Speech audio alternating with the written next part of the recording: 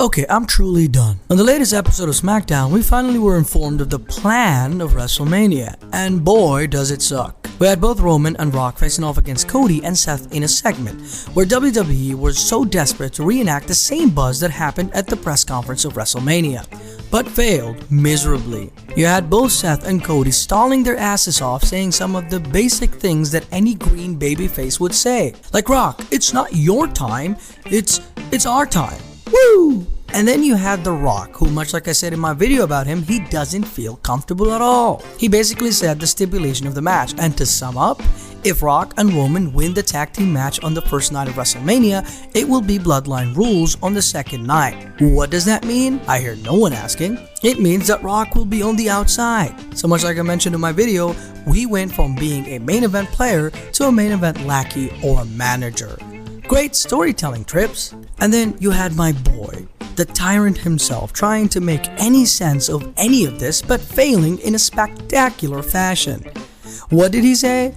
Well, he overlooked the whole segment and the match too, talking directly to Cody Rhodes about their match on the second night, saying that after he beats him, he's done and he'll never come back at the throne ever again, which would make amazing sense if A, he was talking to Brock Lesnar, who's been giving opportunity after opportunity, and B, if the tag team match wasn't happening at all. Because Cody Rhodes, and I repeat for the millionth times, spent an entire year busting his ass off to get back here, so he wasn't handed anything. And by saying this, by focusing your attention on the second night, you're kinda diminishing the importance of the tag team match. It's as if you're saying, after we finish the filler match, I'm gonna beat you. Speaking of importance, this match isn't important at all, because like I said, what is at stake here is Rock being on the outside.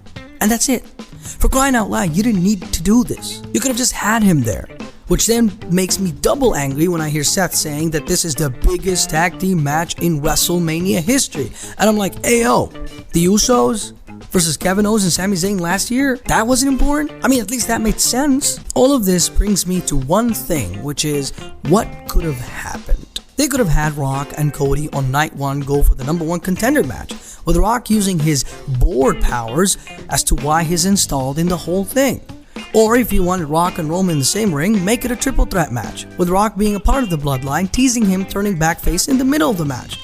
All the while, Cody is presumably going into a handicap match going against two superstars. These two outcomes could have made so much sense, and honestly could have brought a little bit of interest into the whole story. Now, what I personally would have preferred, well, remember 2023 Royal Rumble?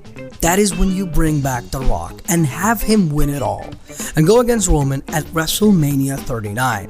All the while, Cody is still, quote-unquote, injured.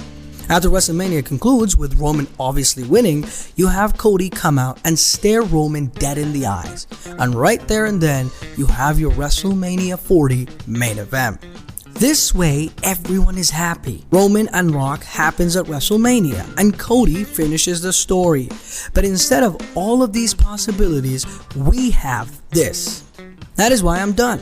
And I don't care if Rock turns face in the middle of all of this or anything, because the fundamental story itself makes no sense at all. So a cheap turn wouldn't save it. So yeah, I'm just disappointed. This is the biggest storyline, and that's how they want to actually finish it.